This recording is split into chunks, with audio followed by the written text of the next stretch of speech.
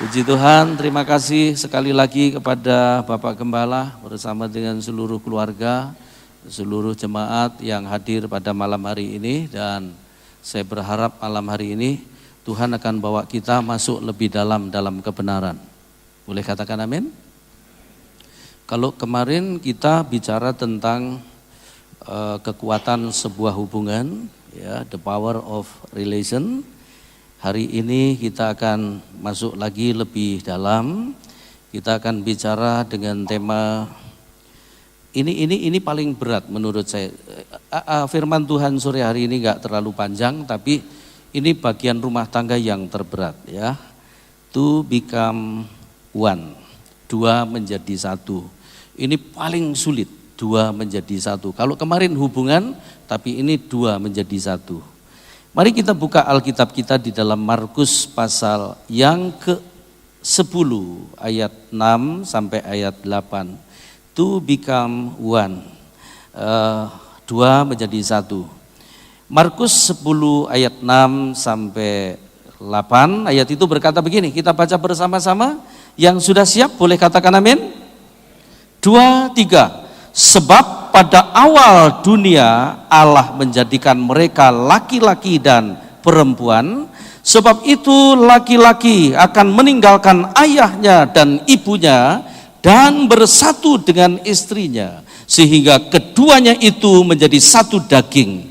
Demikianlah mereka bukan lagi dua, melainkan satu. Kita ulang sekali lagi. Demikianlah mereka bukan lagi dua, melainkan satu. Sekali lagi, demikianlah mereka bukan lagi dua, melainkan satu. Ini sulit. Sekali waktu saya melayani ibadah wanita di satu gereja. Di tengah-tengah khotbah saya berhenti bicara, lalu saya coba tanya begini.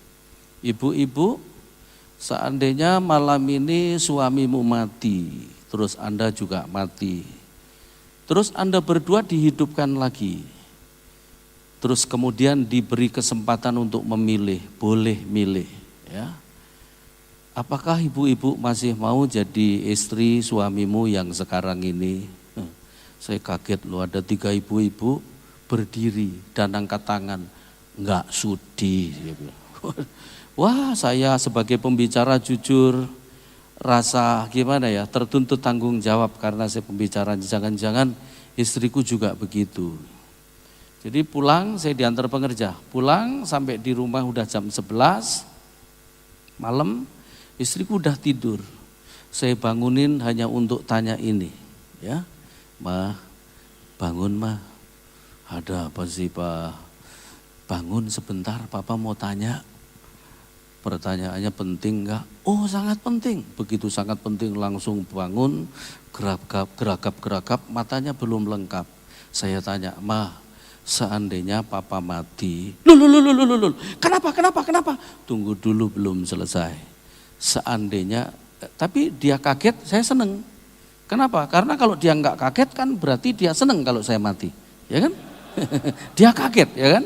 Seandainya Papa mati, terus Mama juga mati, terus kita berdua dihidupkan kembali, boleh milih, masih mau jadi istriku? Wah, saya langsung dipeluk, "Aduh Papa, bikin kaget, masih mau." Ya, nanti sebelum tidur coba para suami tanya. Tapi lebih baik jangan tanya dulu lah, nanti 3 bulan setelah dengar sesi-sesi terus Anda lakukan, 3 bulan baru nanya. Nah, takutnya nanti Anda stres dengan jawaban istrimu, ya. Karena salah satu dari antara mereka itu ada yang ngomong begini, "Pak Pendeta, kalau boleh tuker, nombok piro gak apa-apa." Ya kan? Berarti itu kan ada persoalan hubungannya, ya kan? Itu tadi jemaat. Nah, beberapa bulan lalu, tahun lalu, 2 tahun lalu maksud saya sama istri melayani di Sumatera Utara, tepatnya di satu kota namanya Balige. Seorang pendeta. Pendeta ini pengkhotbah yang bagus, pembicara yang handal, bisa kumpulkan pendeta-pendeta, lalu kemudian dia bicara dan mereka senang dengan khotbahnya ini, ya. Lalu ketemu saya sama istri di seminar begini hari kedua malam. Dia ngomong begini, Pak Ishak, saya sudah 4 tahun berdoa buat istriku. Kenapa? Supaya dia cepat mati, Pak. Loh, kok bisa begitu? Aku merasa pelayananku nggak didukung sama dia, Bapak. Oh, kok bisa ngerasa begitu? Seandainya ibarat mobil, saya sudah lari 120, istriku baru lari 60. Terus siapa yang salah? Ya dia. Oh sama itu. Di Taman Eden itu yang makan buah duluan siapa? Hawa, ya kan? Aku boleh turun ya supaya lebih dekat. Hawa, makanya gini Bapak Ibu, gak ada istilah Adam nafsu, Hawa nafsu. Kenapa? Karena Hawa yang makan buah duluan, ya kan? Tapi Anda tahu, yang dikejar Tuhan bukan Hawa, Adam, ya kan? Adam, ada di mana kamu? Menurut Bapak Ibu kira-kira Tuhan tahu nggak Adam di mana? Tahu, kalau nggak tahu bukan Tuhan. Tuhan itu tahu persis Adam di mana dan sembunyi di balik apa. Ya. Tapi Tuhan juga mau Adam sendiri tahu dia di mana dan dia yang mengatakan. Sekarang ini Tuhan juga tahu Anda di mana dan Anda siapa. Sembunyi di balik apa? Termasuk yang sembunyi di balik pelayanan, Tuhan tahu. Adam sembunyi di balik pohon ara, di balik pohon-pohonan, pakai pohon sungguhan, pepohonan gitu ya. Pakai cawet daun ara. Betul begitu? Nah, mungkin ini inspirasi kolor hijau pertama. Aku ada di sini Tuhan, setelah aku mendengar engkau ada di taman ini, aku menjadi takut. Loh, apa kamu sudah makan buah yang kularang dimakan itu? Perempuan yang kau taruh di sampingku, dialah yang membuat aku makan buah itu. Siapa yang disalahkan? Kalau saya peragakan begini loh. Perempuan yang kau taruh di sampingku. Siapa yang disalahkan? Tuhan. Dialah yang membuat aku makan buah itu. Jadi pria-pria yang rajin menyalahkan istri itu sebenarnya menyalahkan Tuhan. Kenapa? Yang naruh istri di sampingnya kan Tuhan. Dan mau jadi apa aja tergantung pria itu, kan dia pemimpinnya. Gitu. Pak, istrinya gak ikut? Tidak? Tapi ada istri? Ada ya? Bapak percaya gak kalau istri Bapak itu dari Tuhan?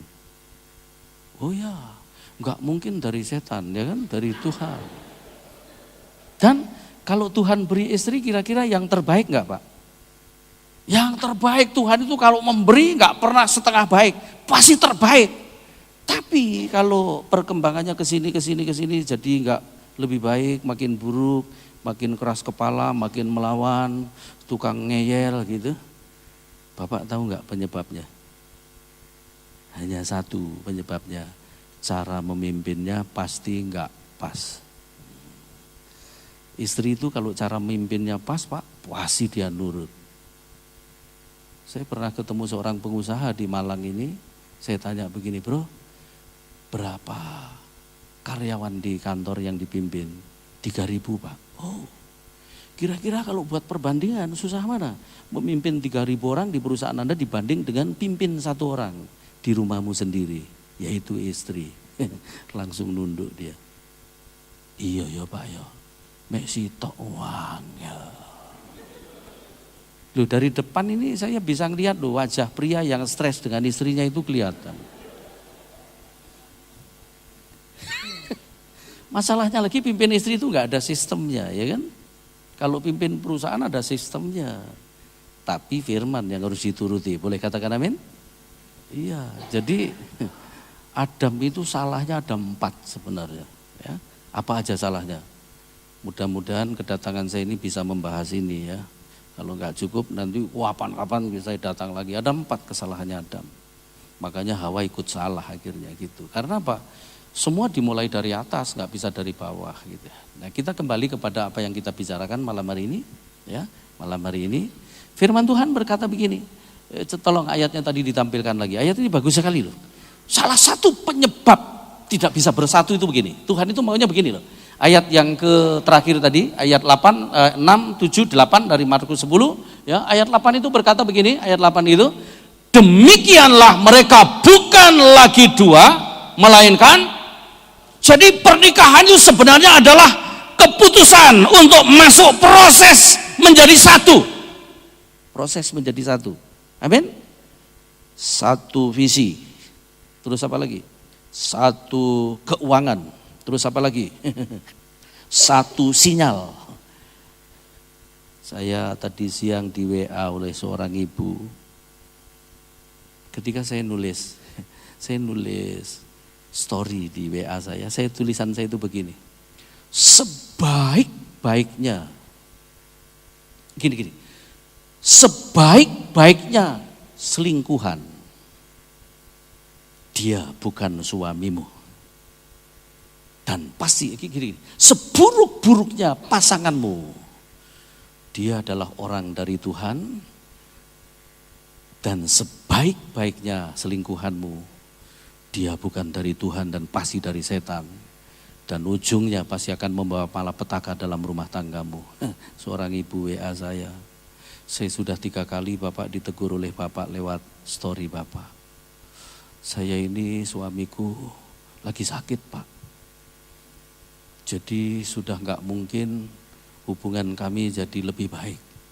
Terus saya ketemu pacar lama, hati-hati. Pacar lama itu sering kali ya kan, bilang sebelahmu jangan pura-pura gak dengar, kamu belum tahu ya kan. Reuni ya kan, hati-hati itu. Gak ngelarang sih reuni itu gak bagus, komunitas alumni dan lain sebagainya, gak apa-apa, bagus itu. Saya juga ada di komunitas-komunitas seperti itu. Tapi Anda harus komitmen, pernikahan Anda tidak boleh dinodai dengan apapun. Boleh katakan amin? Ya. Yang membuat suami istri gak bisa jadi satu itu adalah begini, karena perintahnya Tuhan itu ayat 6 berkata begini, ayat 6 dan 7, tolong dinaikkan lagi. Ayat 6 dan 7 itu berkata begini ya. Dari dulu memang sejak awal dunia Allah menjadikan mereka laki-laki dan perempuan. Lalu kemudian terus ayat berikutnya ayat 7. Ayat 7 berkata, sebab itu laki-laki akan meninggalkan ayahnya dan ibunya dan bersatu dengan istrinya. Salah satu penyebab daripada nggak bisa bersatu kalau nggak bisa ini, meninggalkan ayah dan ibunya. Bukan berarti gini, bukan berarti melupakan, bukan. Tapi mandiri, boleh tinggal satu rumah tapi tetap mandiri. Anak saya ini tinggal sama saya, tapi konflik dia, saya nggak mau campur tangan kalau dia nggak minta pendapat sama saya. Pertama konflik, dia ada kamu di mana waktu itu? Di Thailand. Dia ngomong begini, Pak, tolong belikan aku tiket Papa. Kenapa? Aku mau pulang aja. Ada apa? Ada masalah. Jangan pulang kalau masalahnya belum selesai. Dia liburan sama istri, sama mertuanya, sama cihunya, sama sosonya. Nah itu. Saya bilang selesaikan. Akhirnya bertahan juga ya. Sampai babak belur. Ya. Tapi kamu harus jadi dewasa. Ya. Jadi memang jadi satu itu susah. Jadi satu itu. Kan harus satu keuangan. Pokoknya jadi satu aja. Nah jadi satunya itu gini kira-kira. Salah satunya ini penyebabnya nggak bisa jadi satu, karena nggak mandiri. Nanti kalau Anda baca 1 Korintus 11 ayat 3, itu Tuhan itu menetapkan pria itu sebagai kepala. Kepala itu artinya begini, kepala itu bahasa aslinya kepale. Kepale itu artinya 3, 1 sustainer, itu penopang, itu pria, penopang. Jadi pria itu nggak boleh lemah, karena apa? Penopang. Hanya pria yang kuat akan membangun keluarga yang kuat. Boleh katakan amin? Kalau pria cengeng, ya pria kuat itu seperti apa sih? Pria lemah itu begini. Kalau kebentur persoalan, marah-marah, nah itu pria lemah. Bilang sebelahmu, dan kayaknya banyak pria seperti itu. Asal kebentur marah-marah. Kebentur persoalan, pindah gereja. Nah itu pria lemah semua itu. Kebentur persoalan, pindah kerja. Itu semua pria lemah. Pria yang kuat itu adalah pria ketika ada persoalan, dia tetap tenang dan menghadapi, menyelesaikan, keluar sebagai pemenang. Boleh katakan amin? Jadi pria itu artinya, kata pria, kata kepala itu artinya sustainer, terus maintainer, source. 3 ini. Maintainer, pengelola. Apa yang dikelola? Adam diciptakan di Taman Eden, mengelola Taman Eden. Baru dikasih Hawa, mengelola keluarga. Kira-kira begitu. Enggak boleh dibalik. Taman Eden dulu, baru Hawa. Kerja dulu punya penghasilan, baru nikah. Bukan nikah dulu, baru cari pekerjaan. Nyusahin mertua. Nah di otak pria itu ditaruh yang namanya maintainer itu. Prinsip mengelola. Makanya pria kalau nganggur pasti lebih gelisah dan lebih stres daripada wanita nganggur. Kenapa? Ada prinsip maintainer itu. Kalau sampai ada pria nganggur dan tetap tenang, sontoloyo dia itu. Pria itu nggak boleh nganggur. Boleh katakan amin? Sulit menjadi 2 itu bagian tersulit. Nah menjadi 2-nya itu kayak gini, menjadi 1. Kayak gini kira-kira kalau saya peragakan secara visual. Theo boleh mainan kita dibawa. Aku sebenarnya malam ini pengen duet sama dia, tapi besok aja. Besok saya akan khotbah duet sama dia. Saya biasanya sama istri, sekarang sama anak.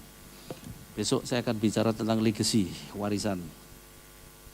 Pernikahan itu 2 menjadi 1 seperti ini, Theo di sini. Kalau ini pernikahan, oke, awas. Theo pegang ini. Oke. Jangan dilepas dulu. Oke.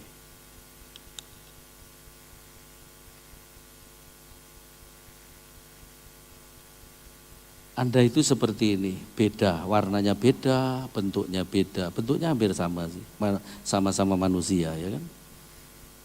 Tapi beda dan harus penuh. Karena kalau orang nggak penuh nikah pasti melukai. Artinya penuh itu gini. Artinya penuh itu kalau luka ketemu luka itu pasti saling melukai. Makanya jangan punya prinsip begini. Dia itu baru putus pacar loh. Siapa tahu dia mau sama kamu. Oh ini akan melukai. Kenapa? Hati yang luka pasti melukai. Harus penuh dulu. Sembuh dari luka. Boleh katakan amin? Penuh. Luka ketemu luka akan saling melukai. Luka ketemu sembuh. Yang sembuh itu jadi korban. Penuh sama penuh, sembuh sama sembuh, pasti jadi 1. Boleh katakan amin? Jadi begini, yuk Theo, agak naik dikit. Saya sama istri itu beda, saya dari Jawa Timur, dia dari Nusa Tenggara Timur. Saya putih, dia hitam. Karakternya itu, saya adalah orang yang bangun hubungan, dia lebih memimpin. Nah itu dua-duanya harus dituangkan dalam satu pernikahan seperti ini. Rela mengorbankan semua yang ada di dalam hidupnya, dituang dalam satu pernikahan. Uang menjadi 1, hidup menjadi 1. Aduh kayaknya mau tumpah itu. Jangan sampai tumpah ya. Apa kamu minum sedikit aja? Putih dan merah kalau dijadikan 1 jadi pink. Jadi pernikahan itu harus begini Pak, rela meninggalkan warna aslimu menjadi 1 warna dengan pasangan. Boleh katakan amin?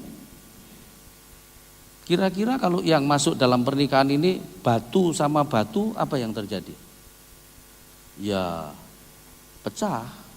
Makanya orang keras itu nggak bisa jadi 1, ya kan? Keras kepala, ya kan?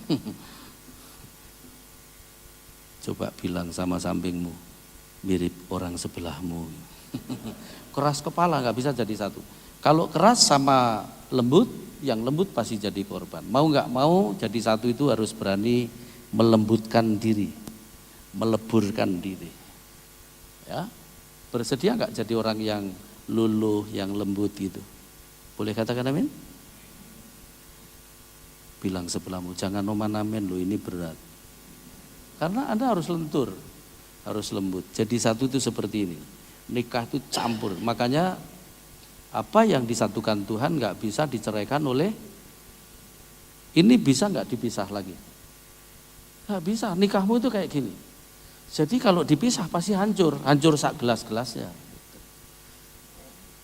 Gitu. Pernikahan itu seperti ini, gitu ya. Makasih ya.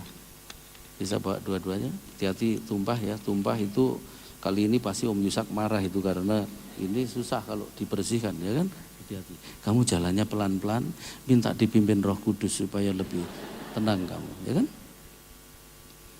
Anda mau nggak pernikahanmu itu suami istri benar-benar lebur jadi satu gitu, akan menjadi satu kekuatan yang dahsyat. Boleh katakan amin? Anda tulis yang saya ngomong ini ya. Pernikahan itu tidak sekedar dua disatukan, tapi lebur jadi satu. Boleh katakan amin? Apa? Lebur. Makanya kan lama-lama begini, ada orang ngomong gini, suami istri itu lama-lama mirip ya. Mirip suami istri itu lama-lama, ya kan? Mirip wajahnya, yang paling mirip biasanya kelakuannya. Nah itu, karena apa? Saling nularin. Lu dulu anakku nggak begini loh, begitu jadi suamimu, kok jadi begini? Ya karena ketularan itu. Gitu. Lebur jadi satu. Nah saya mau sampaikan begini. Ada 3 prinsip untuk bisa lebur menjadi satu. 3 prinsip. Ini Anda lakukan. Kalau enggak, Anda nggak bisa jadi satu. Berapa prinsip Bapak Ibu? Ada 3 prinsip. Ada 3 prinsip untuk 2 menjadi satu. 2 lebur jadi satu dan tidak bisa terpisahkan oleh siapapun dan dengan cara apapun. Boleh katakan amin? 3 prinsip. Prinsip yang pertama adalah begini. Prinsip yang pertama.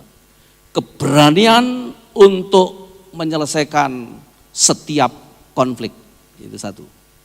Keberanian untuk menyelesaikan setiap konflik. Dunia mengajarkan begini, dunia mengajarkan kita menyembunyikan konflik supaya apa? Seolah-olah nggak ada konflik dengan bahasa begini. Aib jangan dibuka-buka, nanti kelihatan orang. Tapi akhirnya Anda ngumpet jadi orang munafik. Makanya saya pernah ngomong di sini, pernikahan itu 10% bahagia, 80% seperti api dalam sekam, 10% cerai. Ngerti api dalam sekam? Api dalam sekam itu permukaan terlihat nggak ada apa-apa, tapi di dalam ada api yang menyala. Ini namanya keluarga panas dalam. Kalau di gereja ya nyanyi bersama, gandengan tangan, baju seragam, ya kan? Oh, malah yang seragam ya. Oh, tapi di rumah. Nah itu aslinya. Kalau di gereja bisa gandengan tangan, bisa duduk bareng, bisa peluk, ya kan? Tapi di rumah belum tentu begitu. Jadi aslinya kita bukan di sini, tapi di rumah kita. Boleh katakan amin? Ya. Harus berani menyelesaikan konflik. Mari kita lihat 2 Timotius pasal 2 ayat 23. Keberanian untuk menyelesaikan setiap konflik. Rumah tangga itu salah satu bagiannya konflik itu. Ya, oke. Ayo kita baca bersama-sama di dalam 2 Timotius pasal yang kedua ayat 23. Ayat itu berkata demikian. Kita baca bersama 2, 3. Hindarilah soal-soal yang dicari-cari, yang bodoh dan tidak layak. Engkau tahu bahwa soal-soal itu menimbulkan konflik itu pasti ada. Saya konflik terakhir bulan Februari tahun 2018 dengan istri saya. 2019 Januari dia dipanggil Tuhan. Ketika besok dia mau berangkat melayani ke Tonaza. Hari itu saya ngomong begini, Mah, tolong papa dicek tiket mama. Terus dia buka laptop. Begitu dibuka, listriknya korslet. Cekrek, mati. Saya berdiri dan saya lihat ternyata sambil ngecas ya. Sambil kerja, sambil ngecas. Akhirnya saya ngomong, Mama, kalau lagi kerja, jangan sambil ngecas. Dia berdiri juga. Emang kenapa? Ini wajahnya ini kayaknya enggak pas ini saya ngomong, ya kan? Emang kenapa? Enggak apa-apa sih, tapi harus ada pilihan, ngecas atau kerja. Enggak apa-apa, selama ini mama juga begini loh, sambil ngecas sambil kerja. Menurut saya bahaya loh, Ma. Enggak apa-apa. Akhirnya ya ribut. Besok pagi yang tadinya rencana minta diantar ke bandara, besok pagi sudah enggak minta diantar lagi. Pagi-pagi panggil taksi, nyelonong ke bandara. Orang kalau lagi marah itu biasanya memang jadi mandiri. Ya. Hari itu saya tunggu begini. Dia selesaikan enggak? Karena kalau dia enggak selesaikan, mau ngomong apa? Masih ada masalah, ya kan? Tapi saya jahat juga ya, kenapa saya enggak selesaikan? Besok pagi ternyata dia telepon. Papa, iya Mah, Mama minta maaf, Mama kemarin enggak tunduk sama Papa. Mama ngelawan, mama ngomongnya kasar, mama kemarin juga teriak-teriak, mama kemarin cenderung sombong, mama kurang ajar. Saya nggak ngomong begini, syukur kalau kamu sadar. Saya tunggu sampai selesai terus saya ngomong, Mah, yang mulai bicara kemarin Papa minta maaf karena kayaknya nggak pas di hati mama. Tolong dimaafkan dan mama juga Papa maafkan. Oke, kita berdoa ya karena kamu mau melayani. Doa lewat HP, saya doakan mau melayani. Besok saya nyusul karena lusa harus khotbah duet. Begitu masuk kamar hotel dia ngomong, Papa, ya Ma, kemarin itu sebenarnya mama nggak salah loh. Saya juga ketawa Bapak Ibu loh, sudah selesai kok dibongkar lagi. Ya kan? Saya juga ketawa dan saya akhirnya ngomong, saya juga nggak salah loh Ma. Nggak salahnya mama apa? Loh, mama itu lagi capek. Terus ini yang mama urusin ini tiketnya papa, bla bla bla. Terus saya juga ngomong, papa juga berpikir kalau sampai laptop itu meledak, terus kemudian kena muka mama, hangus, siapa yang rugi? Oh iya juga ya, langsung dipeluk selesai. Jadi maksudnya begini, hindarilah soal-soal yang dicari-cari ya. Kalau ribut, kalau bertengkar, jangan ngembet kemana-mana.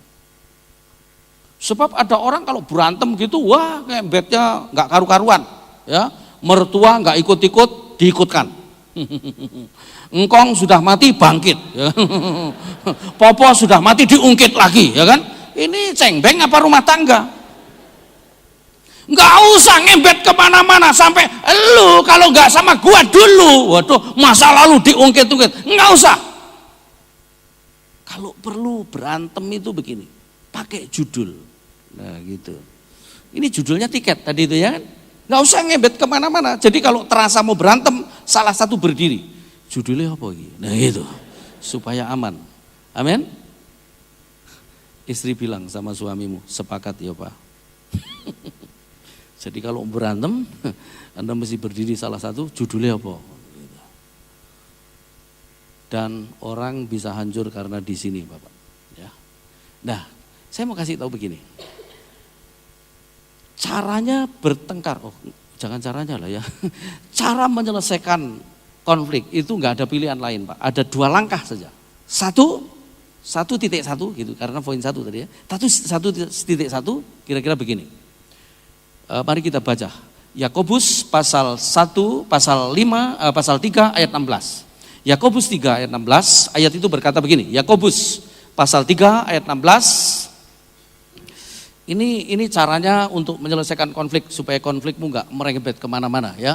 Yakobus 3 ayat 16, sebab di mana ada iri hati dan mementingkan diri sendiri, di situ ada kekacauan dan segala macam perbuatan.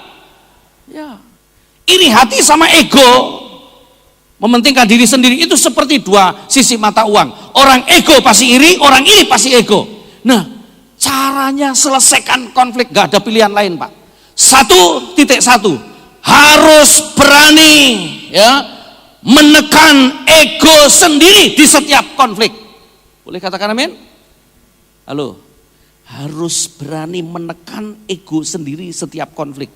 Bener atau enggak bener? Karena begini, tadi itu istriku ngomong, mama itu sebenarnya enggak salah. Memang orang kalau lagi berantem Bapak Ibu itu selalu begini, dia yang salah aku yang bener. Betul enggak? Oh ya. Tapi saya mau katakan sama Anda, bertengkar itu dua-duanya salah Bapak Ibu. Yang salah ada orang begini, sudah salah gak berani ngaku salah, untuk nutupi salahnya itu dia akan melakukan begini, lebih marah dari yang benar. Anda mulai ketawa. Nah yang perempuan mulai ngomong kayak suamiku, ngamuk sebelum dia dimarahin. Ini orang ini bucengli ini. Terus ada lagi begini, yang ada orang kalau salah nggak ngerti kalau dia salah. Dikasih tahu pun tetap nggak ngerti kalau dia salah. Nah ini pasangannya harus pikul salib seumur hidup. Kenapa? Dia kasih tahu juga nggak ngerti terus kok. Aku kasih tahu loh Pak, tetap nggak ngerti. Sampai kapan? Paling lama sampai mati. Tapi kalau nggak tahan banget ya doain aja supaya haleluya. Tapi biasanya yang mendoakan itu malah mati duluan. Gitu ya. Konflik itu dua-duanya salah. Yang benar biasanya salah direspon. Coba kalau responmu tetap benar walaupun Anda benar, tetap benar gitu. Gak usah salah. Nanti lama-lama kebenaranmu akan muncul sendiri. Boleh katakan amin? Jadi gak usah ngembet kemana-mana, tekan ego. Sekali waktu saya itu melayani di Surabaya. Saya ingat banget tanggalnya 29 Desember tahun November tahun 2017. Terus besoknya tanggal 30 saya harus tanggal 29 sama 30 malam saya sore saya harus terbang ke Semarang karena besok paginya saya melayani seminar seharian.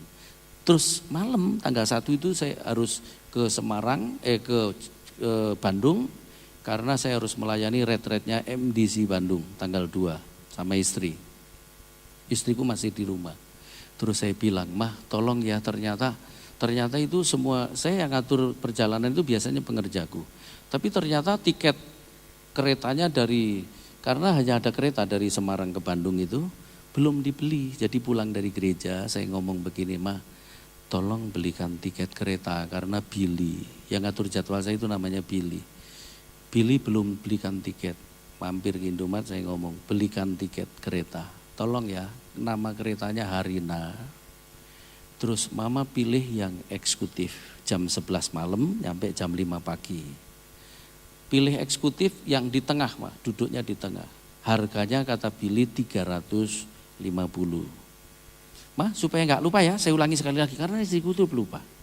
Saya ulang sekali lagi ya, Mah, Harina jam 11 malam. 350 Semarang Bandung. Iya Pak, ngunculuk dia. Keluar dari Indomaret, dia lambe-lambekan tiket. Pak, kayaknya Billy bohong Pak. Kenapa? Mama dapat harga 275. Wah, dalam hatiku madek, keliru gitu. Bener loh, karena yang dibeli itu kelasnya bisnis ya kan. Mah, betul ini keliru Mama. Papa itu minta eksekutif bukan bisnis. Alah Pak, cuma 1 kali harus gak apa-apa. Pak, Mah, bisnis itu kursinya gini loh, gak bisa begini. Oh, wetenge Papa belenduk gini, iso meledos loh Mah, itu 7 jam itu Mah. Gak apa-apa. Aku langsung turun mobil, aku masuk ke Indomaret, maksudnya tak refund, terus kemudian beli lagi gitu aja. Tapi dia ngikut. Dan di situ, Mah nggak apa nanti kita refund aja, nggak bisa di refund di situ ternyata harus ke stasiun Senen. Ini harus di refund. Dan dia merasa begini, aku bela kasirnya Indomaret daripada dia, nggak ngerti dia. Aku ngomong apa aja nggak ngerti. Nah itu, kalau orang nggak ngerti itu, orang emosi itu kan memang logikanya hilang separuh, ya kan? Sampai Mah pulang, Pak ke rumah, ya kan? Aku duduk dia ngomel, aku kalau begini jadi kangen sama maminya padahal udah mati loh ya kan, kangen sama mami loh. Aku langsung tak deketin, dia duduk di sofa, aku langsung jongkok di depannya tak peluk, terus aku bilang Mama, minta maaf Mama ya. Gini loh Ma, ini memang nggak bisa di refund di situ. Tapi sayang loh Pak, harus di refund. Tapi refundnya harus ke Senen Mama. Dan kalau nggak ada yang nganter, Papa naik taksi dari rumah ke Senen itu berangkat 200, pulang 200. Yang di refund itu 270. Tapi eman ini loh, dalam hatiku, saya nggak masuk loh ya kan. Wes akhirnya tak gitu, Ma, Papa minta maaf. Papa nggak mau melukai Mama. Oke, Papa bertanggung jawab. Buat semuanya ini Papa akan selesaikan. Langsung selesai. Kita mesti berani tanggalkan ego loh. Boleh katakan amin? Ngalah maksudnya begitu. Sampai kapan ngalah? Aku harus ngalah terus loh Pak. Lah memang berarti Anda ditakdirkan untuk ngalah. Wis to manuto ya kan. Jadi gak ada pilihan lain Pak. Tanggalkan ego, itu artinya ngalah, dan percayalah orang ngalah pasti diberkati Tuhan. Loh, tapi ada yang ngomong Bill Gates Pak. Anda gak percaya sih ya kan. Coba mulai sekarang tanggalkan ego, belajar ngalah. Boleh katakan amin? Aku pria Pak. Loh, pria gak boleh ngalah memang? Boleh, pria juga harus ngalah. Boleh katakan amin. Itu kalau satu naik, satunya harus turun gitu. Jadi untuk selesaikan konflik, langkah pertama adalah tanggalkan ego. Ya. Terus kemudian yang kedua untuk kita bisa selesaikan konflik itu ada dua tadi saya catat buat Anda. Yang pertama adalah tanggalkan ego, kita berani ngalah, ya kan? Kalau nggak ada pilihan ini Pak, Anda nggak akan bisa selesai masalah Anda. Anda akan terus putar-putar di dalam masalah itu. Yang setuju ngalah boleh katakan amin. Dimulai dari siapa ngalahnya? Aku, nggak boleh tuntut dia. Ngalah itu harus dimulai dari aku. Boleh katakan amin? Ya. Terus yang kedua begini. Belajar dewasa lewat konflik. Yang pertama Anda belajar ngalah, yang kedua belajar dewasa. Dewasanya seperti apa? Mari kita lihat Amsal pasal 27 ayat 17. Ini Amsal pasal 27 ayat 17. Ayat itu berkata begini. Yang pertama belajar ngalah, terus yang kedua belajar ngalah, tanggalkan ego. Yang kedua belajar menjadi dewasa. Besi menajamkan besi, orang menajamkan sesamanya. Besi itu nggak bisa Pak ditajamkan oleh api, nggak bisa, pasti malah hancur. Ditajamkannya pakai besi. Orang ditajamkan pakai orang. Sekali waktu saya lagi jalan berdua sama istri di mobil, saya nyetir dia di sebelah kiri. Aku tanya begini, Mah, Mama tahu Gerinda nggak? Gerinda ya, bukan Gerindra, bukan Gerinda. Tahu Gerinda? Nggak tahu Pak. Coba sekarang kamu buka internet, terus dibuka Gerinda. Oh ini, Mama tahu fungsinya apa itu? Ini untuk motong besi Pak, bukan hanya motong. Itu kalau besi disambung, ngalusinya supaya halus pakai itu. Zung, zung, zung, sampai halus. Nah mulai sekarang mah, kalau kamu lihat papa, anggaplah papa ini gerindanya mama. Untuk motong bagian-bagian yang nonjol. Dan mama adalah gerindanya papa. Tapi saya ngomong begini, ada istri ngomong begini, kalau suamiku rasanya bukan gerinda Pak. Apa? Palu. Watos Pak. Bang. Bang. Gitu. Tanya wanita belakangmu, suamimu apa? Jadi saya mau kasih tahu, pasanganmu itu bagaikan gerinda buat Anda. Penajam paling bagus itu adalah pasanganmu. Boleh katakan amin? Pendewasa paling bagus itu adalah pasanganmu. Boleh katakan amin? Lewat konflik itu Anda jadi dewasa. Sekali waktu saya pulang dari gereja, mau kasih makan anjing. Terus saya lihat tempat makannya belepetan dengan air, tempat minumnya kotor. Saya langsung lari masuk kamar ngadu ke istri. Aduh Ma, mau kasih makan anjing tapi ini tempat makannya belepetan air, tempat minumnya juga berantakan. Ini orang yang melakukan ini pasti gak pakai pikiran ini. Istriku berdiri. Kok papa ngomong begitu? Memang kenapa? Mama yang melakukan. Madeg gitu. Saya mau kasih tahu para hamba Tuhan, di sini kan banyak hamba Tuhan. Ngadepin istri itu lebih sulit daripada ngadepin istri jemaat. Seandainya ini saya ngomong begini, sudah tahu tempat makan, kenapa mama kasih air? Kira-kira marah gak? Marah, berantem. Jadi begitu istriku ngomong, mama yang melakukan, aku namanya mateng aku. Keluar aku gelunuh. Duduk di teras sambil merenung. Kenapa aku tadi ngomong begitu? Makanya kalau lagi jengkel, lagi emosi, lebih baik diem, jangan ngomong. Kenapa? Orang emosi itu kalau ngomong pasti keliru, kalau ngomong pasti jelek. Ya, lebih baik diem dan percayalah orang diem gak akan pernah keliru ngomong. Itu kan benar ya kan? Saya merenung ya kan? Dan kalau lagi kesel, lagi jengkel, lagi marah, jangan juga nulis status pasti jelek. Lagi kesel, L-nya banyak. Istriku samperin aku di luar, terus aku dipeluk dari belakang. Pah, lain kali gak boleh ngomong begitu. Iya mama, minta maaf. Tadi papa pikir bukan mama yang melakukan. Memang kalau bukan mama yang melakukan, orang itu gak pakai pikiran ya. Oh iya juga ya. Iya udah, Belajar sabar terus ya. Dilus-lus dadaku, belajar sabar. Makasih Pak. Jadi yang kedua kita mesti belajar tahu bahwa pasangan kita itu penajam kita. Boleh katakan amin? Ayo coba lihat istrimu. Penajammu itu. Istri itu ya gini loh, saya mau kasih tahu sama Anda. Aku setelah istriku meninggal ini berat badan saya naik 5 kilo loh Pak. Kenapa? Oh rem paling pakem ya cangkeme bojomu itu loh ya kan.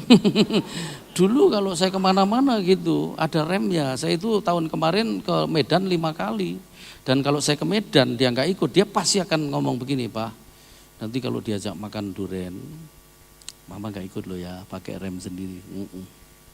Lah ke Medan pertama bulan Maret, ketemu temenku ini baru kehilangan anaknya tenggelam di Pattaya. Jadi dia susah kehilangan anak, aku susah kehilangan istri. Orang susah ketemu orang susah. Ngobrolnya bener-bener saling nyusahin ya. Di tempat duren 3 jam lebih buka duren gak kerosok. Kelomat, kelamut, entek telu gede-gede. Mumet ya kan. Pulang ke rumah, pulang ke hotel, gak ada lagi yang ditelepon diajak bicara. Lebih mumet lagi, makanya hargai mulut istrimu. Karena apa? Selain rem dia juga penajam ya.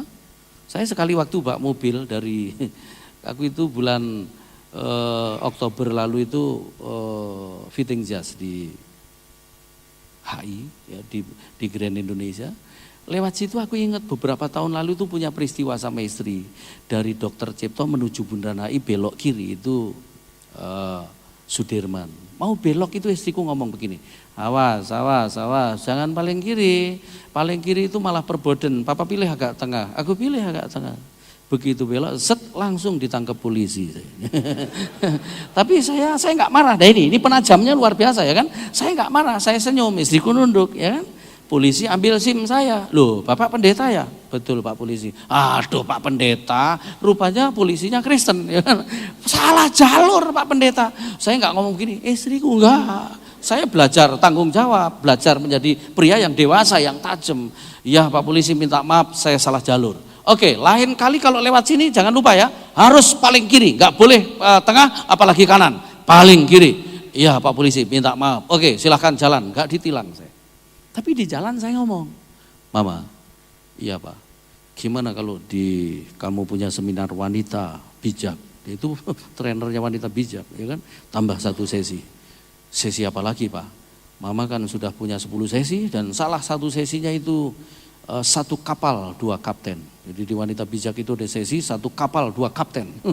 Gimana kalau 1 kapal kaptennya 2? Ya munyer kapalnya, ya kan kaptennya loro, ya kan?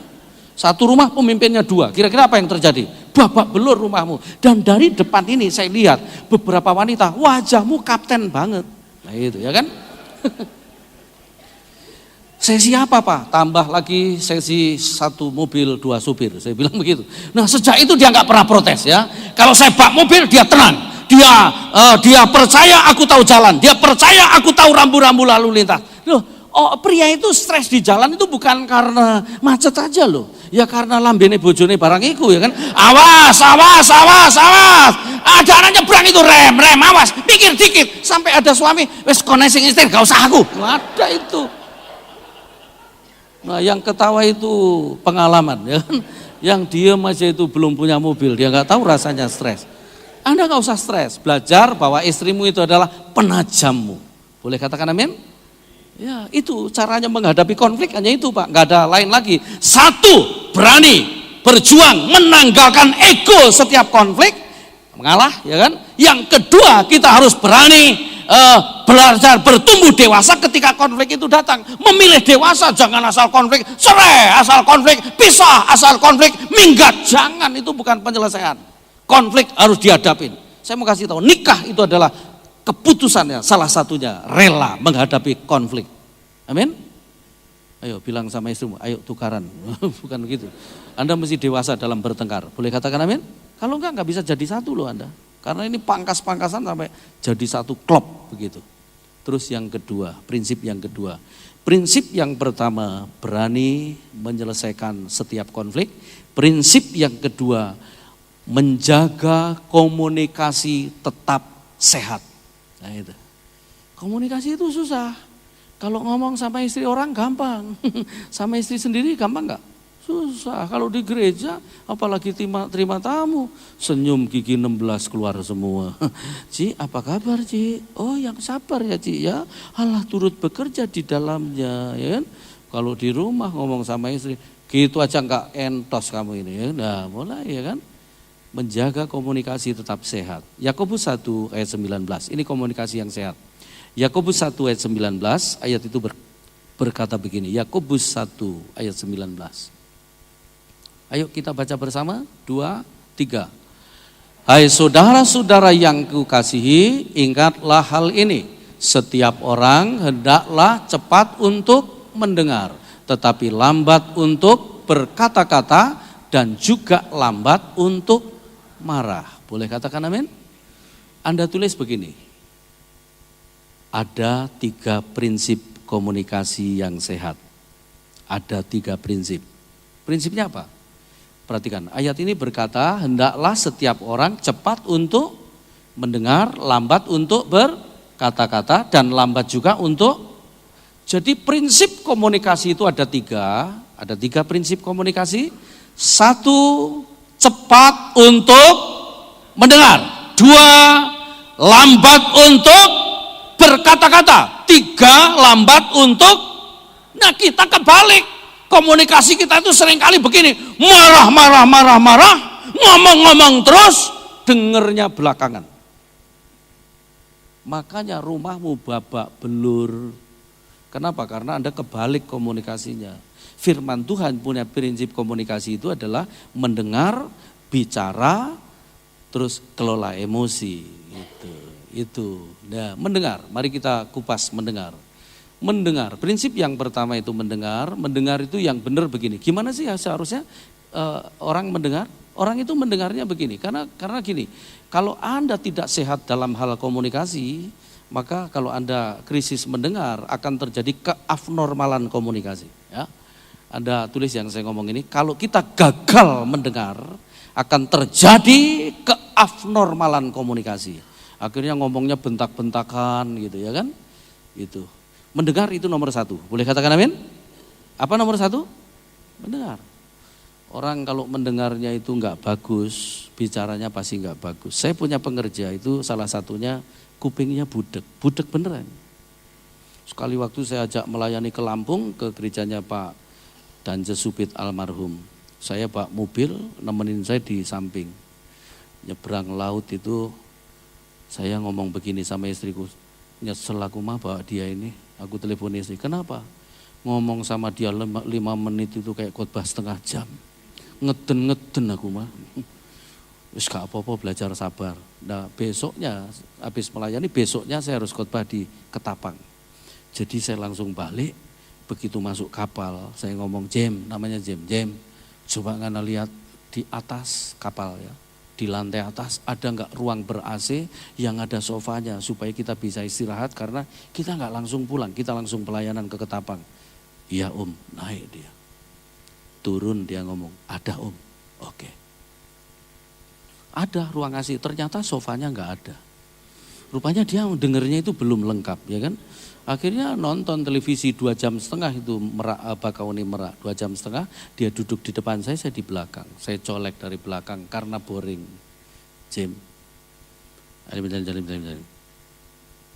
Iya kapal ini lebih cepat dari yang kemarin. Saya kaget bisa menjawab dia, bahasa roh ini ya kan. Tak teruskan. Enggak akan terlambat, pasti tepat waktu. Itu loh, orang itu kalau mendengarnya enggak bagus pasti jadi bahan ketawaan. Makanya kita mesti mendengar loh. Boleh katakan amin? Saya mau kasih tahu begini. Mendengar pasangan, mendengar keluarga itu enggak boleh sambil lalu. Mendengar itu enggak boleh sambil pegang HP. Nah ini penyakit sekarang ini ya kan? Mendengar itu enggak boleh sambil pegang HP. Mendengar itu enggak boleh sambil baca koran. Mendengar enggak boleh sambil nonton televisi. Mendengar yang benar itu semua ditaruh dan dengar baik-baik. Boleh katakan amin? Amsal pasal 4 ayat 20 dan 21 ayat itu berkata begini. Amsal 4 ayat 20 dan 21. Ini cara mendengar yang paling bagus, yang paling benar ya. Amsal 4 ayat 20 dan 21. Janganlah semuanya itu menjauh dari ayat 20 dan 21. Ayat 20 berkata begini, ayat 20, hai anakku, ini nasihat Sulaiman, perhatikanlah perkataanku, arahkanlah apa? Telingamu kepada ucapanku, lalu kemudian berikutnya, janganlah semuanya itu menjauh dari matamu, simpanlah itu di lubuk. Jadi mendengar yang benar itu begini, pakai mata, pakai kuping, mulut ditutup, terus pakai mata, pakai hati. Jadi itu artinya diam, lihat, dengar. Jadi kalau pasangan ngomong, harusnya begitu. Saya itu kalau istriku mau ngomong begitu, Pak mau bicara boleh enggak? Boleh, langsung tak taruh semua, udah tak lihat dia. Pasangannya harus dilihat gitu. Ini artinya begini, mendengar sampai tuntas dengan empati. Gitu. Kenapa? Kalau enggak pasti enggak normal, Pak. Belajar mendengarkan pasanganmu sampai tuntas dan dengan empati, pakai mata, pakai hati gitu. Jangan asal ngomong dipotong, asal ngomong dipotong. Yang tukang potong pembicaraan malam ini harus bertobat. Amin. Katakan amin. Katakan amin. Bilang sebelahmu, jangan pura-pura enggak dengar. Ingat ya, jangan dipotong sampai habis. Kenapa? Karena gini, ada sebuah survei mengatakan seorang istri, seorang suami itu butuh bicara satu hari 7.000 kata. Supaya normal ini. Tapi seorang istri ternyata 15.000 kata. Jadi kita enggak ada separuhnya, Pak. Makanya telepon aja beda loh. Kalau pria itu simpel. Pak sudah sampai mana? Baru mendarat. Oke, saya tunggu di depan pintu sebelah kanan. Sampai ketemu. Kalau wanita nggak bisa begitu. Halo, halo juga. Apa kabar? Luar biasa. Yes. Ini siapa ya? Ayo tebak siapa? Oh itu. Ayo tebak itu bisa melingkar-lingkar itu kemana-mana. Masa sih lupa? Aku lupa. Aduh 3 hari lalu ketemu. Di mana? Di mall. Mallnya di mana? Lantai 3. Lantai 3-nya sebelah mana? Ada counter lipstick merek ini, aku di sebelah kanan. Pakai baju apa? Kuning. Bawah hitam, sepatu hitam juga. Rambut sebahu ngombak sedikit saya cat kuning juga. Oh ya baru inget nih suara kamu. Kamu Cik Leni ya? Betul. 15 menit loh baru betul ya kan? Dan itu masih nyambung. Anakmu gimana? Baik. Sudah sekolah, baru berangkat. Kelas berapa? 3 SMU. Ambil jurusan apa? IPS. Loh kenapa IPS? Kok enggak IPA? Muter lagi antara IPS sama IPA 15 menit juga. Total 30 menit dan endingnya ternyata cuma nanya, kamu punya bawang bombay enggak? Cuman gitu. Wah itu buat pria enggak penting, tapi buat wanita penting. Kenapa? Karena wanita itu butuh bicara berapa tadi itu? 15.000 kata. Bayangkan kalau Anda tinggal istrimu 3 hari di luar kota, berarti sudah numpuk 45.000 kata ya kan? 3 hari ya kan? Seminggu ya tinggal kaliin aja ya kan? Ingat ya, istrimu 1 hari butuh bicara berapa? 15.000 kata. Makanya pria harus jago mendengar ya. Tapi masih ada rekor tertinggi wanita juga. Ibu mertua. Ibu mertua itu 1 hari butuh bicara 19.800 kata. Jadi lebih tinggi. Saya dulu nggak percaya, tapi lama-lama percaya. Kenapa? Karena ibu mertua saya tinggal di rumah saya. Jadi kalau saya ngobrol sama istri terus mertuaku ngikut. Aku baru ngomong 1, istriku 6, mertuaku 16. Ya, saya tinggal, oh gitu ya Mia. Oh gitu. Pokoknya kalau banyak kata oh malah aman. Oh. Jadi Anda yang masih ada ibu mertua di rumahmu, untuk istri dan mertuamu aja 2 orang itu 35.000 kata ya. Ditambah lagi anakmu 3 wedok kabeh wis babak belur kupingmu ya kan. Tapi itulah hidup ya kan. Loh, saya itu enggak ada istri tapi masih ada anak perempuan saya itu. Saya pernah loh begitu pakai headset telepon dia ngobrol dari rumah Bekasi sampai Grogol belum selesai. Iya. Aduh, mari kita mendengar. Boleh katakan amin? Ya, 5 tahun lalu ibu mertua saya dipanggil Tuhan, puji Tuhan. Ya kan? Tapi sekarang nggak ada lagi yang didengar ya kan? Anda mesti dengar mulai sekarang. Boleh katakan amin? Jadi mendengar itu urutan nomor 1. Terus yang kedua, lambat untuk Nah, kata-katanya diperlambat. Artinya begini, jangan langsung nyeplos, dipikir dulu kalau ngomong. Itu. Ya, Kolose pasal 5 ayat 16. Kolose 5 ayat, apa ada Kolose 5 itu? Coba dibuka. Kalau nggak ada pasal 4 berarti. Ayat yang aku lupa ingat ayat ini ya kan. Kolose pasal, nggak ada ya?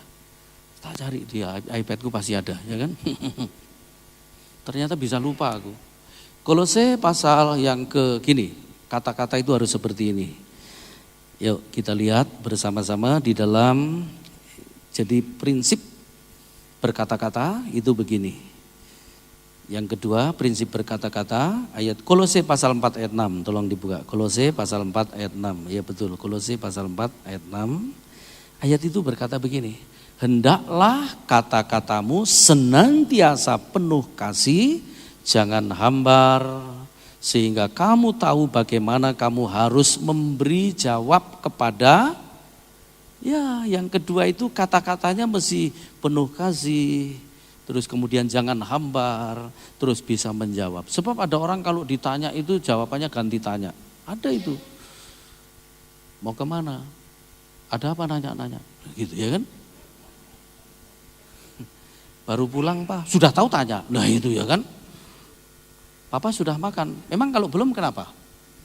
Coba mulai sekarang itu kalau ditanya itu yang enak gitu loh. Baru pulang Pak, kan enak.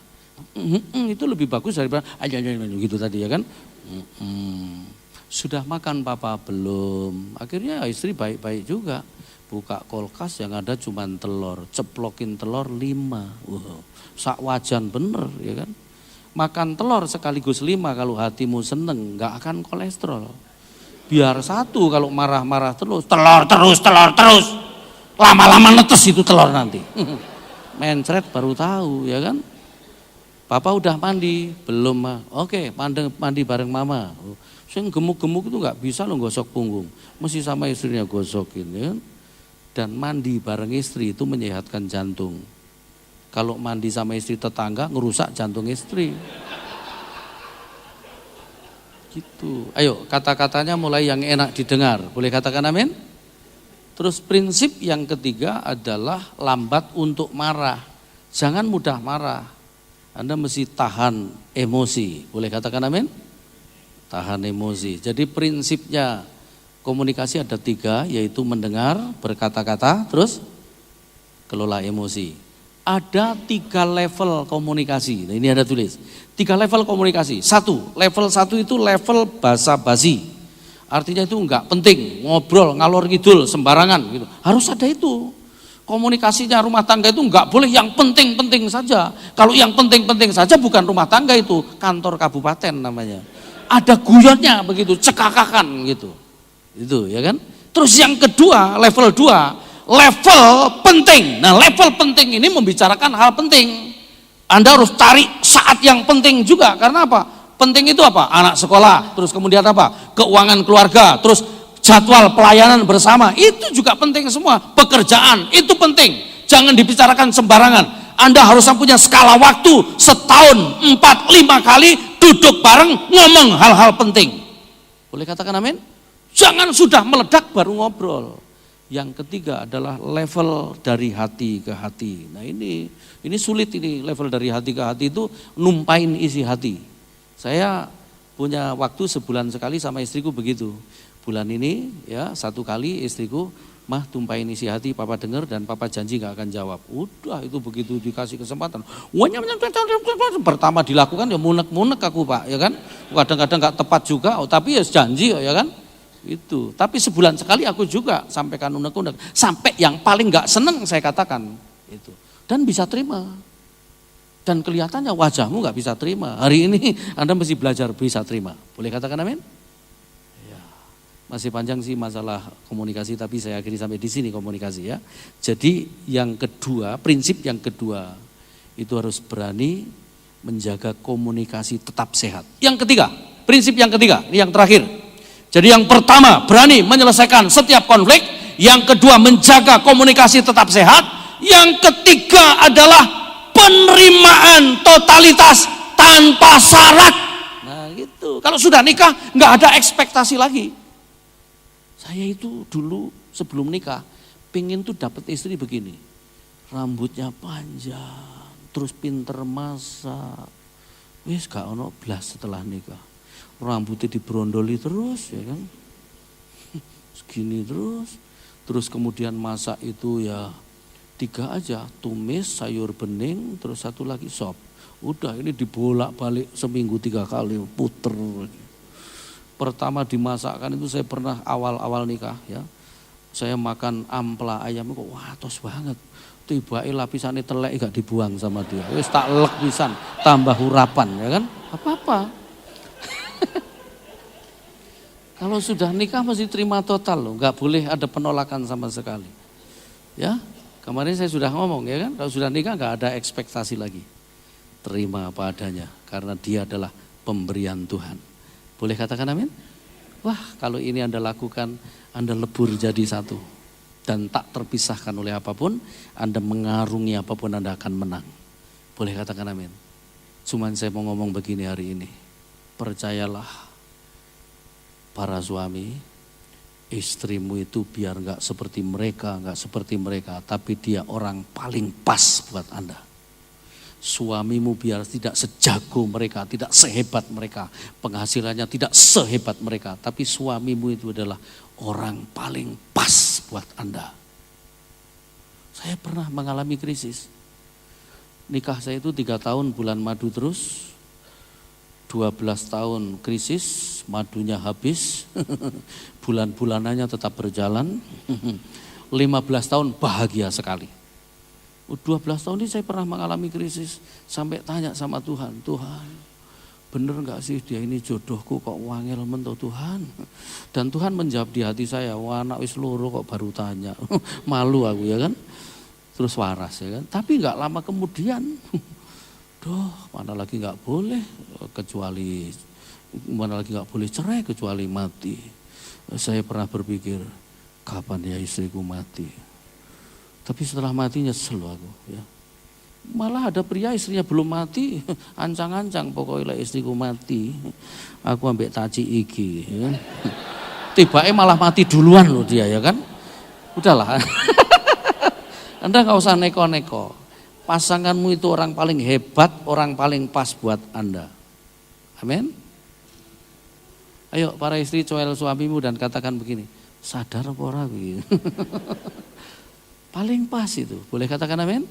Yuk kita tundukkan kepala, kita merenungkan firman sejenak di hadapan Tuhan. Yuk musik. Ku pandang wajahmu dan berseru. Kita nyanyikan pujian ini. Yuk kita tundukkan kepala, kita pejamkan mata.